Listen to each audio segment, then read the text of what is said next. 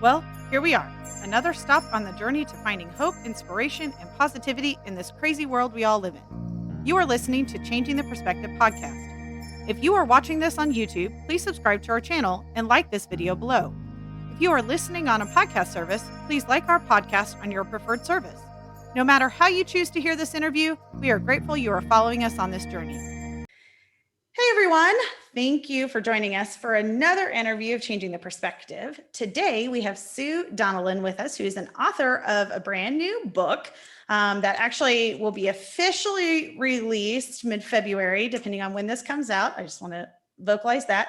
And it is called Secrets to Parenting Without Giving a Bleep. Beep, beep, beep, beep. The Nonconformist Playbook to Raising Happy Kids Without Public Meltdowns, Power Struggles, and Punishments. And when she posted this title, I was like, oh man, I have to know more about this because I very much was not a helicopter mom. I let him fail and fall on his face probably more often than maybe I should have, although I saved him in some situations as well. My son got the non-helicopter mom parenting. And so this really struck me like, yes, I love this. So I asked her to be on the podcast and here she is, Miss Sue. Thank you for joining us today. Thank you so much for having me. So tell us what spawned you wanting to write this book. Well, it was about 5 years in the making in terms of just coming up with the content. You know, at the time that I really started diving into writing it, the kids were in their teens. And that was, that's the most thankless time of parenting. But backing up from that is that, first of all, I was a reluctant parent. I grew up never really wanting kids, never really associating with kids, understanding kids. I was the one who would be on a double date with my boyfriend and my friend, and little kids would be running around the restaurant and I put my foot out and tripped them and just was, teaching them what their parents should be teaching them. It was always the kid was the problem. Ugh, kids. Then, fast forward, I met my soulmate, got married. He's an amazing guy, loves kids, wanted a big family. And about 4 years into the marriage, I thought, well, I'll have a kid for this guy. What a nice thing for me to do. Nicest thing I could ever do for anybody. I'll have a kid. And, once we had the first child, you go through all the, we were tripping over each other, picking up his passy, and we were just fawning over this child. And it just felt, no, thank you. This is not feeling right. So I said, okay, if I had one for you, I'll have another child for you. That's it. We're done. So pregnant with what I think to be my second baby, I have a slight complication and I do an ultrasound and go into the doctor and find out that there's 3 babies in there. She says, were you on fertility? And I said, no. And she said, there's 3 babies in there. And I don't even think I've recovered since. I still sometimes sit back and go, I went from 1 to 4 kids when I never wanted any. It's a shock. So going through the being a mom, a reluctant mom, and then going from 1 to 4, and also having a husband who's in the military who deployed often. The first year of our firstborn son, he was gone 6 months a year. Wow. So, in supporting him and in having the children, and I also run my own business that I built before having kids, I really had a lot on my plate. And being a reluctant parent in the beginning, I found that I was yelling a lot. I'm type A, I'm Italian, do it because I said and like it. And my firstborn was not having that, real confident kid, a child who wasn't going to be told what to do. And what ended up happening was me just having to realize, how do I get through to this child? My throat hurts from yelling. How can I get these kids to behave? I'm just overwhelmed. I'm stressed. My husband's at combat. I'm running a business. I'm up at night with, running from crib to crib, catching barf because the kids all have the same virus. Mm-hmm. Just sleeping at red lights, exhausted, sheer exhaustion, and stressed really beyond belief, worried about my husband, but trying to keep a brave face for the kids. And there are 4 kids, 4 and under. So, while I'm finding that I'm yelling and frustrated and stressed and nothing is getting done, the more I yell, the less response I'm getting, the worse the behavior becomes from the kids. So I just found myself going to, reading a book and taking a parenting class at the Montessori school where our oldest son was going to kindergarten. And I just felt, I really didn't have that much to learn. At that time, my ego was kind of locked and loaded and just like, I'm fine. Who wouldn't be yelling at their kids when there's 4 kids under 4 and I'm running a full-time business and my husband's at combat? Just the sheer stress. I was sleeping at red lights, and who wouldn't be yelling? And when the teacher said, what are you here to learn? And I just said, well, I'm yelling. I don't, I'm fine other than that. And she just kind of looked at me and said, well, is it working? And I had to take that moment and realize, no, it's not working. I had to be honest with myself at that time and say, I'm doing more than yelling. I'm doing a lot of damage and I'm not getting results and I can't go on this way. So if my oldest is 4, I can't take a lifetime of screaming at my kids and thinking that this is going to change anything. So it was in that moment that I kind of just turned a corner and realized that, it's up to me, that I have to change my perspective. When I change me, my kids will change. And that started with learning new techniques and learning new methods and figuring out ways of showing my kids respect and understanding that what I was currently doing was not respectful and was not going to get the results of good behavior that I needed and that I wanted. And so as I developed and honed some of my techniques and my methods that really got results with the kids, the sibling fights were neutralized, the tantrums stopped, the lying stopped, the yelling stopped, all of these things that I learned and that I developed over the years. I just saw other parents were still doing a lot of the things that all of us do, which is punishing and grounding and timeouts and all of these things that if you find yourself doing repetitive types of techniques that aren't getting you results, it's time to stop and look in the mirror and go, what am I doing and how can I change what I'm doing? So that, and this is true for any relationship. A lot of the things that I developed and created with being a parent affected my marriage in a positive way and affected my business relationships in a positive way. And so I guess the reason I wrote the book and the reason that I sort of formalized my mentoring business is that I was mentoring parents for the last 15 years, is to just sort of take it to the next level. Now that my kids are in college and I've got some more free time, I sort of just, it's time to put a book out and share with parents all of these things that I learned through the hard knock life and through, parenting in the trenches, just with such an onslaught of, kids all coming at one time. And it just was so overwhelming that a lot of what I learned was just stuff that I wanted other parents to learn. And that if you're finding yourself frustrated with why your kids are repetitively not listening and repetitively doing the types of breaking curfews, that there are some simple little respectful tweaks that we can do as parents that make all the difference in the relationship with your child. So kind of go over what the chapters kind of will cover so people know what this book is going to entail. Sure. Well, it starts with the story of, how I became a reluctant parent, and just it's kind of funny in the beginning. And then the real underlying foundation is the power that we have as parents, that we have the power to change and that we are the leader and that we are the ones that are running the culture of our home. And so it starts with us. What I teach parents is that we're not fixing the child. When our child's behavior is frustrating and stressing us and overwhelming, we just want the child to change, but that's kind of a flawed way of looking at it. What we're doing is we're not fixing the child, we're changing us. And so the first introduction of the book is really just explaining that whole process of just being able to own our own behavior, own our thoughts, and understand the power and control that we have as parents.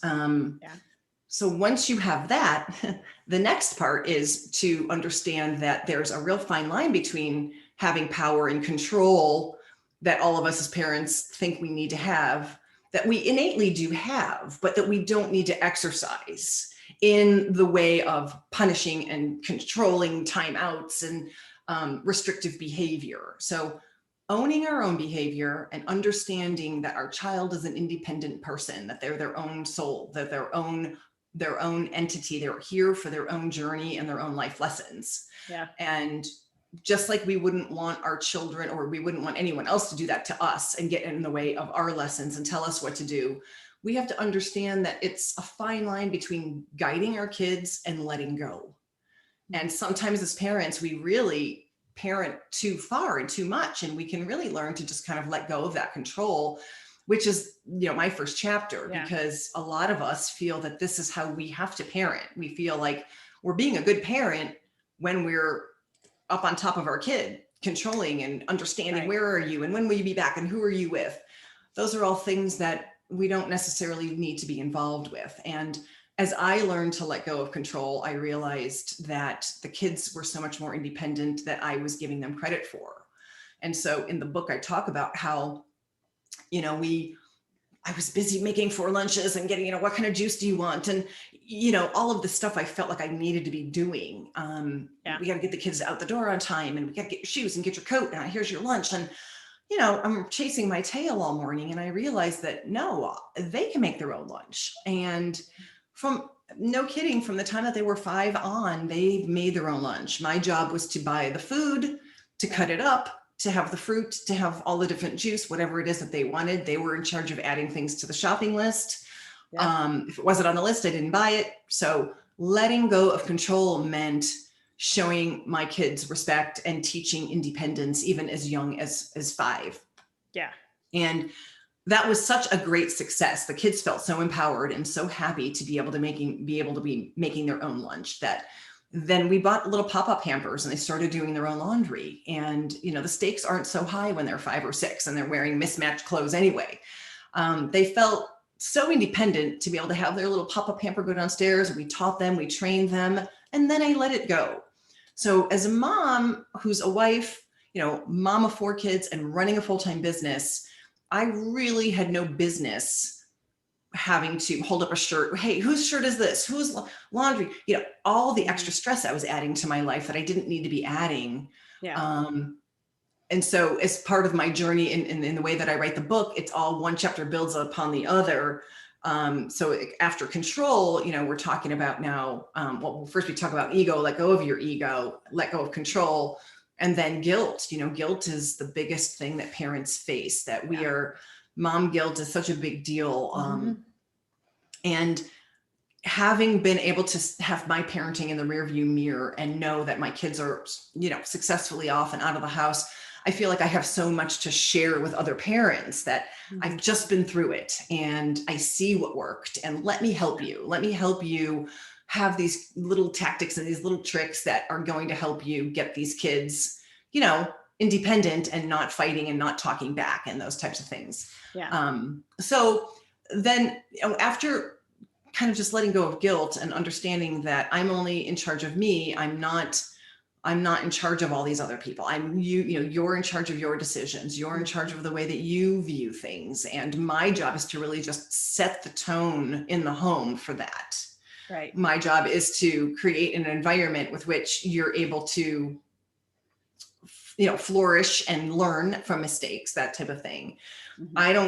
Guilt it's a wasted emotion. If I'm going to make a mistake, I will own it. I will apologize. I'll teach my kids to do the same.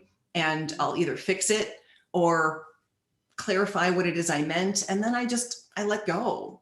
I know it sounds easier said than done, but, with awareness and with, again, starting in the beginning of the book where we're talking about owning our own perspective and owning our own thoughts, we realize that there's a lot of ways that we can make changes that then affect all the others around us. Right. So the first half of the book is really talking about our relationship with ourselves. Okay. And then the second half of the book is talking about your relationship with your child. So once you get these certain traits down with yourself about letting go of control and guilt and ego, and just sort of understanding how that all falls into being a parent, the second half, then you're now ready to be a partner parent. Yeah. So treat your kids as a partner and to Yeah. show them respect and, get into all the sort of the crux of parenting in the second half. Yeah.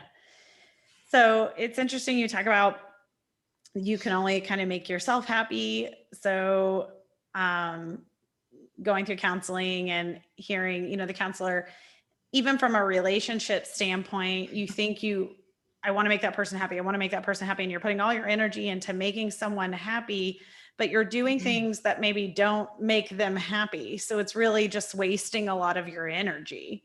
Uh-huh. And I could see that from a parenting standpoint. Like, I made this house safe and you're healthy and you have food on the table and you've got water and you can take a shower and you can do all of this, but I can only go so far. The child still has to learn to make themselves happy at some point, that self-soothing thing that they either learn or they don't. And what I'm finding now is, as my son has now gone to college and he's moved out and, all of that, that he's having to really kind of go back and, okay, this is why mom did some of these things. Like, I've got to learn to deal with my own emotion. She can't fix it all, And Yeah. so being on his own, it's definitely been a lesson of like, thank goodness I didn't just like hover and fix everything he ever did, because he would be drowning. Well, it's kind of sad, but we see this, and this is really another reason why I felt like I wanted to put this content out there, because not only does it work to relieve your stress, get you to stop yelling, just raise kids that are independent, that you have a great trusting relationship with, but I saw so many other parents doing these types of things. And as the side effect of that is that a lot of my daughter's friends, the girls that we've met throughout the years, just their self-confidence is shot. They don't have self-confidence. And the boys, I mean, I could get into a whole thing about how we're not raising boys correctly. Oh yeah. I mean, boys are different than girls. And our oldest is an all boy. And I remember, going through school where the teachers were, subtly kind of implying, well, there's medication to calm that down or whatever, just subtly implying that this kid who's very tactile, who's very all boy, who's very energetic, they can't sit still when they're 8, 9, 10, they're busy, their mind is going and they need the recesses or whatever, but they're just wired that way. And I'm not saying making excuses for bad behavior in any way. That's not the point, as much as we don't need our children sitting all the time. I mean, they need to be out, they need to be running around, they need to be, boys, what does it blow up? Can we break it? Can we hang from the ceiling? Like, they've got all this energy they need to get out, and they need that support. They need to have that environment, a safe environment with which to do that. But yeah, I've seen with the other parents and my kids' friends' parents that it was kind of a struggle for them to kind of let go of that control and let go of that hovering. And, and it's not because they're bad parents. It's because we all have been trained to think that that's what we need to do to be a good parent. Mm-hmm. But if you stop in the moment and you're being self-aware and you realize your kid's pushing back and he's being rebellious or she's being rebellious, you have to stop and go, where's my part in that? Yeah. So, read the room and go, why are my kids pushing back? It doesn't have to be that way. So where do I meet in the middle? How do I partner with them? I, still guide them, but get out of their way. And like you found with your son, I'm finding too. In fact, I just got a text from one of my kids the other day that they just got back to college from the break. And he said, Mom, I just realized I can't rely on anybody else but myself. He says, now I see what your words have meant, that's people let you down. All you really have is yourself. And when you have that in tune and humming nicely and, all set for your own self-awareness, now you can be in a position to give to others in the fullest way possible. Right. Well, and, I've noticed with probably all the generations have this, but I can only compare it to what I know. And so my son is 19. So that generation, which I'm going to say is probably like 25 to 17-year-olds, they all kind of grew up in that same era of generation, that they don't really know how to function independently almost.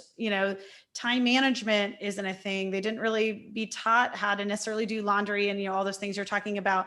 They didn't really be taught to think on their own fully. True. Yeah. Because mom and dad always set the schedule. Mom and dad always told them exactly what to do. Mom and dad always made sure that everything was cleaned up. Mom, like all the stuff. They hiring that generation right now from an employer standpoint is hard because you're like, okay, do you not think on your own? Like, what? Taking that initiative. And, the other thing that's interesting is that my older son is 22 or 3, and then our triplets are also 19. So the difference between just those 3 years of our oldest and the triplets, so the 19-year-olds, their generation is way more into the social media and gaming and all of that than even my oldest. So the 3-year gap, I noticed a big change. And as parents, I'm not about controlling anything in that. In other words, kids need to find balance, and it's our job in the home to create the environment with which they can find that balance. That means having boundaries. That means having, one of my biggest things that I loved was I was always having the kids productively busy, making sure, hey, where's, you're getting a job when you can. Where are you doing your volunteer work? Are you, these types of things? I'm in charge of setting the tone, but I'm, they need to take the initiative to go and show up on time and to be a good employee and to, just manage their schedules in advance. And there's certain expectations that I found that if I had for the child, they would step up to do. And those were great precursor experiences that were important for them to adult now. Yeah.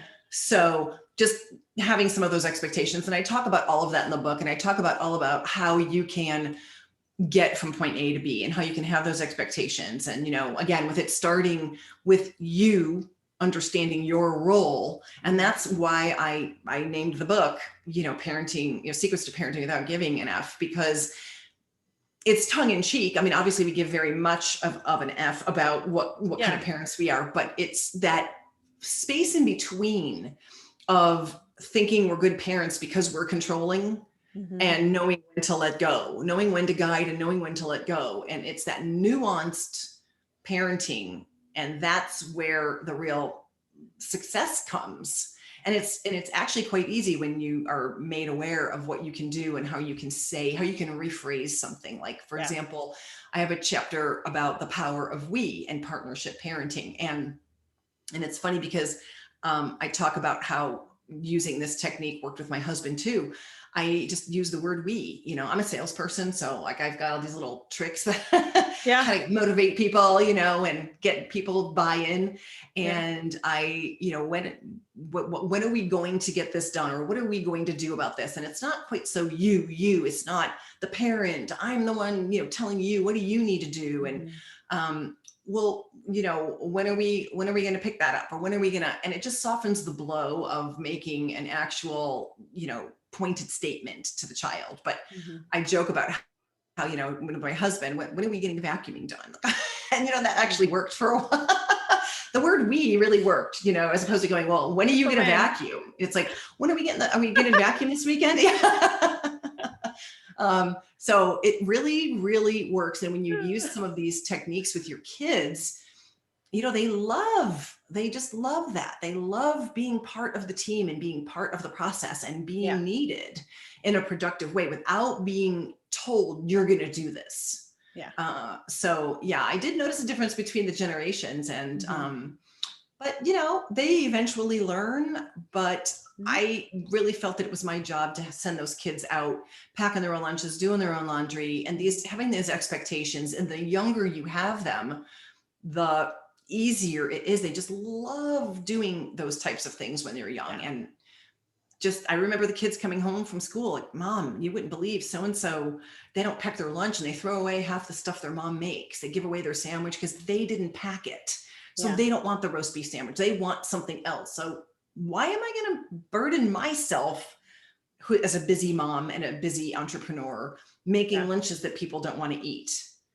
So so these are all things that, I think are fun, that if a parent just knows that it's possible, Yeah. Again, we're all doing the best that we can. And until I was able to sort of see how these things worked successfully, that's what my goal is, to try to teach other parents that you can parent without giving an F. Yeah. Letting go a little bit. It's Yeah. a mindset. It's a mindset that you can start to adopt. So I'm sure your kids still had behavioral moments and little tantrums and teenage attitude. How did you handle that, knowing that you're writing the book like this? There had to have been certain things that happened in your house when those type of things happened. Oh, sure. And the key was just in how I handled it. Yeah. So, again, it comes back to partnering. So now this could be controversial, but it is what it is. So, part of my Ask Mom brand is real talk and no judgment. So I'm telling it real. So, teenagers are going to parties and they're faced with everything. They're faced with drugs. I mean, everybody is doing drugs. Everybody is doing drugs. I couldn't, my heart went out to these kids, like athletes, everybody doing the drugs. Their drinking is at every party. It's happening and people are having sex. I mean, if you think any of that's not happening, your head is buried. So don't be naive. Exactly. Yeah. So just in terms of some of these hot button topics, I talked to my daughter at a young age, back when she was willing to listen, 10, 11, when they turn 13, it's like, so early on, we talked about sex, and I didn't tell her you can't, or you shouldn't, or no guilt. You've got one to give. Are you going to waste it on a high school boyfriend? So these are types of things that I can instill. I have a chapter in the book about programming, which is about programming leadership and programming, great traits into the kids. And I tell a story about how I stumbled upon this technique. But anyway, so that's, I guess, off the subject in terms of the sex and the drinking, but like for drinking, partnering with the kids. I'm not going to ask you, will they be drinking there? Is there drink? I already know. So what are you going to be doing to make sure that you're being safe, that you are watching out for each other, that no one is drinking and driving? These are the things so I guess the answer to your question is really preempting the behavior, living in a reality where I know this behavior is coming, partnering with them on certain things. And I did tend to partner with them more on the drinking, because to me, that was the least, this is the most benign thing of all the things, like the sex and the drugs and all of that. Right. When it came to drugs, they knew my stance. My husband's in the military, and if you're going to mess around with drugs, you're a bad investment. I'm a businesswoman. You're a bad investment. I'm not paying for college. That's your decision. Yeah. But, so those are the types of things that we did. If they busted curfew, one of my rules, and this is very successful for teenagers, was that I really only had one, maybe two rules that I absolutely never deviated on. And all the rest was gray area. Well, what do you think?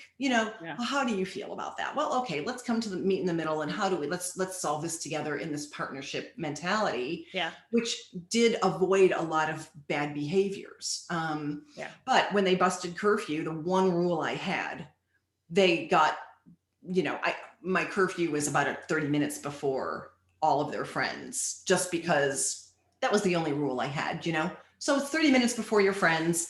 You have to leave the party before things really get crazy. And if they came back late, like, I know you know how to manage your time.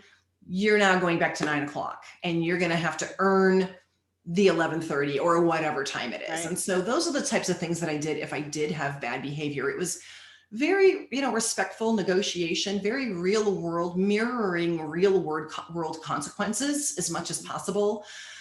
And resisting that whole, I'm getting your keys, I'm taking the car, these types of restrictive behaviors don't work. Yeah. And also, if you want to be lied to, ask a direct question. I have a whole chapter about how to get your kids to tell you everything.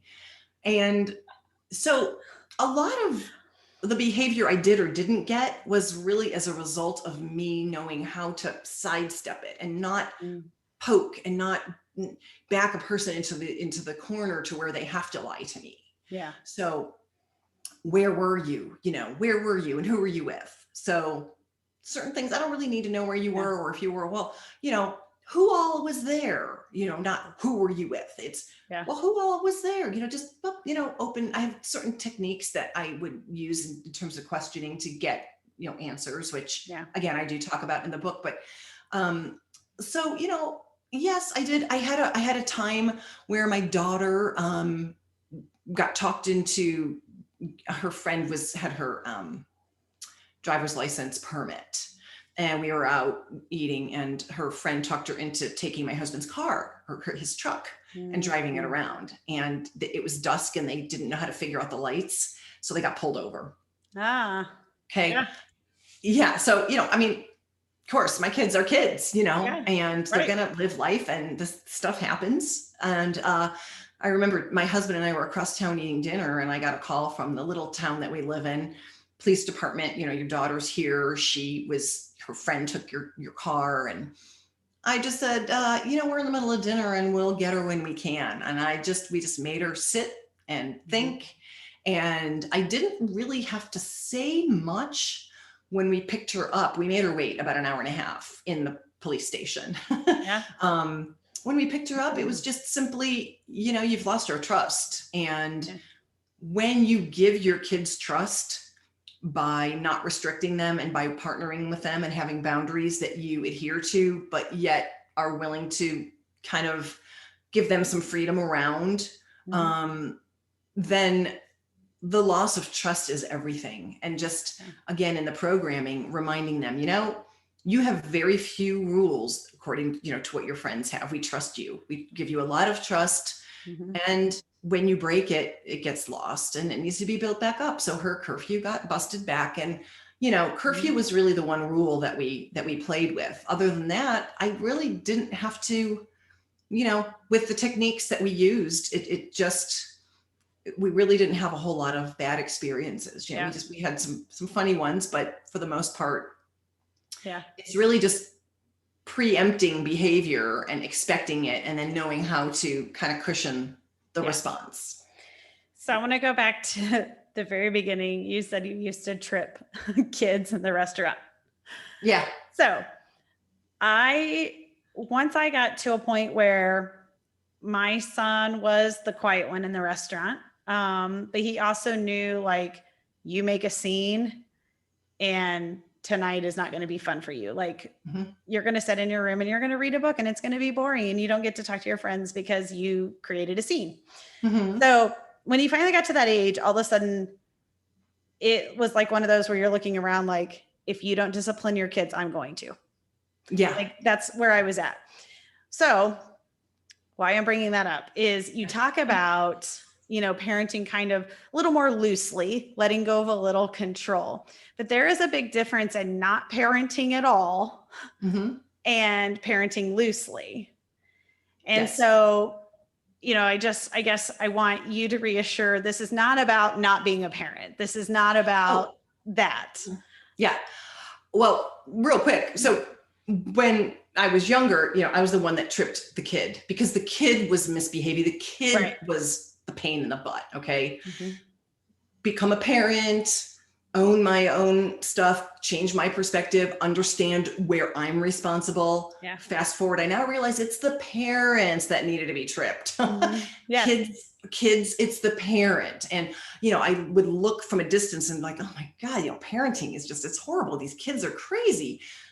But no, it doesn't have to be that way. And so I wouldn't even say that I loosely parented, and it might be coming off that way.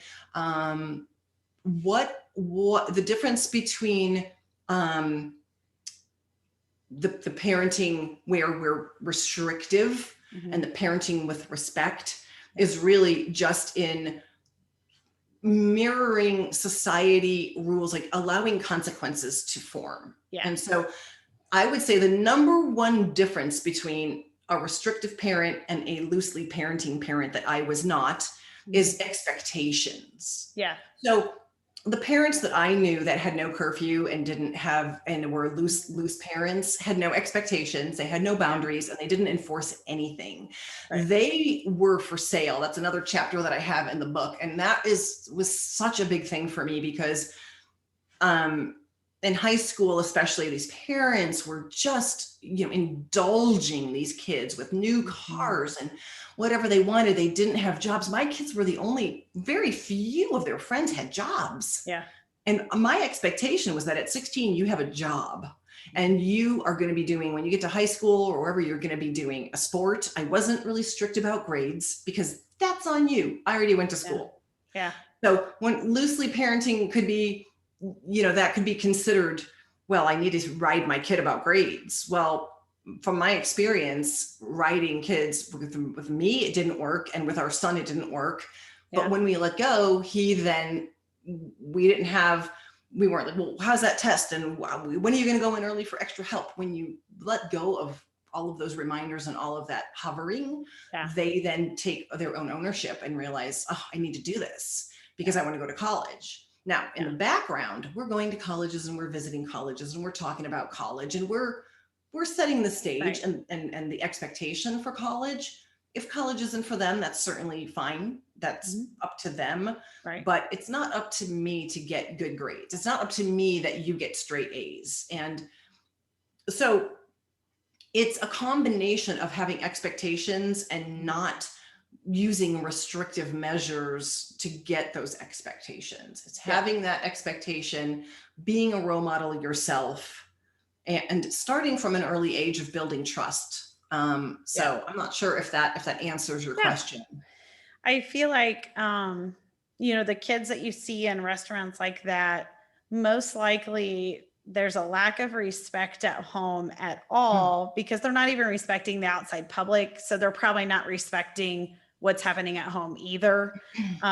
Because if they did, they would be sitting there and, having conversation is different, or having a single moment, at 3, kids throw tantrums over not getting a sugar packet in their hand. Like it's super random. I get it. But I mean, when they're older, there's a problem. No, it's again, that expectation. And, a lot of parenting takes place at home. So if your kid is melting down in the Target aisle, it's because you've allowed it. Right. And you've been tacitly, approving of that, and you've been giving them what they want. They wouldn't be doing it if there wasn't an audience for it. Right. And I have some techniques that I've helped parents with that are very effective in terms of, preempting and training kids. Good. So doing some dry runs at the store with the expectation, like, here's my expectation of you, here's what we're doing. And you have to, so again, it's the parent looking at themselves and realizing, I am allowing this behavior. Yeah. I'm the one that's allowing the kid to run around. If they think their kid is not able to sit. Now, we had triplets in high chairs, and people, when we walked in with this big group of kids, little, 5 and under, this group of kids, the groaners, the people in the restaurant were like, oh, don't sit near us. Yeah. Well, we had those same groaners come up and say, do you know it's illegal to drug your kids? Like, wow, what good kids. So we had that expectation, and I wasn't the mom with the big bag of the dog and pony show, entertaining them. Right. Just sit there and, look around, do whatever, talk amongst yourselves. Just again, that expectation and that training, and that does happen at home. But it doesn't come with sit down, I said, shut up. It doesn't come from that. Yeah. And if you find yourself repetitively doing those things, that's when it's time for you to go, okay, I need some new techniques. And that's where I was yelling and screaming at my kids, going, oh, this isn't working. What do I do? Yeah. And that's why I felt compelled to become a mentor and to write the book, because I know what to do now. And I would love to be able to help people with these easy, quick, ideas that it took me years to discover. Yeah. Well, I had the look. My son would say, when you gave me the look, I knew I needed to cut it off. Yeah. My husband now tells me I have the look.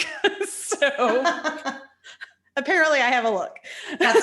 That's really good. And, but the look means though, that you are taking care of stuff at home. Yeah. So if you're setting the ground rules at home and you're, like you said, you're not a helicopter mom, that means you gave your son respect. He had freedom to be himself and to discover and to make mistakes. And, we all make mistakes and we don't get chastised for those mistakes. And we have the freedom to be and explore at home. But yet when you cross the line and that boundary is there and it's that little, bumper car, go ahead, push the boundaries just a little, but I'm going to be here to corral you. Yeah. And when that happens at home, you don't have issues out. Right. And it's just funny because I looked at the kids when I was younger, like, oh, brats. Now I go, the parents, it's all the parent. Yeah. And I own that myself, that yes, as having 4, that's the same standard I held myself to. Yeah. Well, luckily my son never got arrested, but he knew from the point he had the opportunity to get arrested, son, you will stay there all night because I will get you in the morning. You obviously need a lesson to learn. So I'm going to let someone else do the lesson because you should have not been in that situation. Luckily, we never ended up in that situation, but he knew very clearly, I'm not picking you up.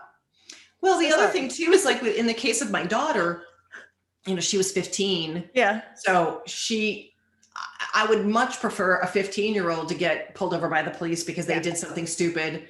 Because now that lesson, so my husband and I really, my philosophy was, how many experiences can I cram into these kids before 17 so that when they're 18 and in college or off on their own, they're like, been there, done that. And that's why with the drinking, we tended to kind of partner and I would never buy it. I was not the cool mom. I don't want to, it was a very fine line of me just going, because I know that this is going on occasion, we can talk intelligently about it. How are you driving home? That was really just for me to have the door cracked for conversation. And it worked. It worked because I showed them trust and they let me in with the truth. So therefore they know that if I tell my mom the truth, we're going to solve this. Yeah. All of these things that happen before age 17 and all these experiences that I can be partnering with them on and that I can have them experiencing jobs, working with bosses, planning your month in advance because, you want to go to the prom, but you need to get time off. All of those types of things are all things that as parents, that's our job to push them through those experiences, partner with them on the results and finesse it a little bit so that they can, and then when they went to college, all those poor kids that were so overparented were out just getting drunk and doing really dangerous things that my kids were just like, I don't need to do that because I don't need to prove anything to anybody. My mom trusted me and I've learned so many lessons from that. So I actually heard an analogy not too long ago that basically said, as a parent, you should be able to guide your child through the fire, but you can't block the fire from your child because they still have to have natural consequences. They still have to learn. The reality of the world can be harsh. And if you don't react in a certain way, it will eat you alive. And you've got to be able to manage all of that. Yeah. And I thought that was a great analogy of like, yes, that I can't block the natural consequences for my son as much as I want to. So now I've got to let him kind of fall on his face and figure it out and then guide him in what went wrong, So, and the other thing too is like, you can't avoid them from getting burned. Right. So they're, and I do talk about that. I have a couple of chapters where I talk about my magic mantra, which is that I'm only in charge of me. I'm not in charge of you, and how I structure that sentence to say that, I'm not in control of you.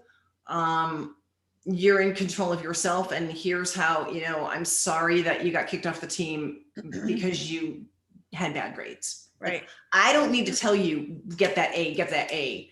But if you want to play football and you have to sit out because your grades are bad, that's on you. And I didn't have to set that consequence, and so then I have a whole chapter about how punishment is pointless. And there are 2 types of consequences. A lot, like a parental consequence where we have to say, we have to sort of sit back and say, okay, it's the coldest day of the year. Are you wearing your coat? Okay, I'm not the one being cold. That's logical consequence. And then there's also a related result consequence where I said, you need to ride your bike on the sidewalk, and you catch them on the street. Well, the consequence is going to be the bike is, it's not, you're grounded or whatever. It's like, well, you can't ride your bike until you're ready to ride on the sidewalk. Now that could sound like loose parenting, but it's actually very respectful parenting, because now I'm saying, I trust you to ride on the sidewalk. When you're ready to ride on the sidewalk, that's the rule. If you still choose to keep going in the street, well, then the result and the consequence is bike related. Yeah. So there's a whole bunch of ways to structure consequences in our home that mirror, society. And that's our job, is to structure those so that the kids learn their lesson. Yeah. And that's all going on behind the scenes. Yeah. Yeah. So how did your kids feel about being in a book? They were okay. I think the oldest one took the most hits because he's the most challenging in that he has the most confidence and he has the traits that will make him successful, but make him difficult to parent. Yeah. So he's, the first one, we cut our teeth on our firstborn. And so we, there's more stories about him, but they were all really proud of me, and we're tight, and they have a great relationship with both my husband and I. My daughter and I were best friends. It's just so much fun, and they are really proud and they're happy. They're like, Mom, we wish that some of our other friends' parents felt and, parented us, that all their friends came over like, why does my mom ground me? And why do you never get grounded? Yeah. Because it doesn't work. Yeah. So, but yeah, they're okay with it. So tell us where to find all the information on you in the book and where you're going to do all of that. Okay. So the mentoring website is askmomparenting.com. Mm-hmm. And on that website, you can download my free ebook, which is currently the particular book that's up now is How to COVID Quarantine Parent Without Losing Your Shit. Okay. You can also get on with 20 minutes free with me. So we can do a 20-minute session and just determine if there's a fit between us if you are looking to do the mentoring. There's also a way to ask mom a question. So I have a link on there that allows you to just ask any parenting question, and then each week I answer those. Then the book is up on Amazon, Secrets to Parenting Without Giving an F. And that's available on Amazon, and it also can be ordered through my website. Awesome. We will make sure we link all of that in the description of the interview so that it's super easy for people to find and seek you out. Do you have any last words before we go? I don't. I just want to thank you for giving me the opportunity to come out and, talk to your listeners and to tell parents that it's easier than you think to help relieve some of that stress and that overwhelm. And, I just appreciate your willingness to let me get on and talk about it. I'm so glad you joined us. I found this very interesting just because I know my parenting is different. And, my husband and I blended families, and his parenting style was different than mine. And when we started blending, it definitely was a discussion of like, well, why did that happen? And in both ways, why do you do Ethan like that? Well, why do you do, where we talked about my son versus, he has a son and a daughter, and they're all three very different in personality and the way they handle things. And so I found it very interesting when I came across this, because we experience this daily in our life. So I think the number one thing is just, are you getting the results you want? And if you're not, look at yourself and make some changes. And, if you're confused about what changes you can make, that's why I wrote the book, and that's why my website's up. Perfect. I love it. All right. Well, I want to, again, thank you for joining us today. And for all the listeners, if you really liked what you heard, please go to all of those links in the description of this interview. Check out her website, check out her book. I know she's super excited about everything she's got going on. We haven't quite convinced her to do a podcast yet, but she's thinking about it. So maybe she'll have an Ask Mom podcast coming out soon.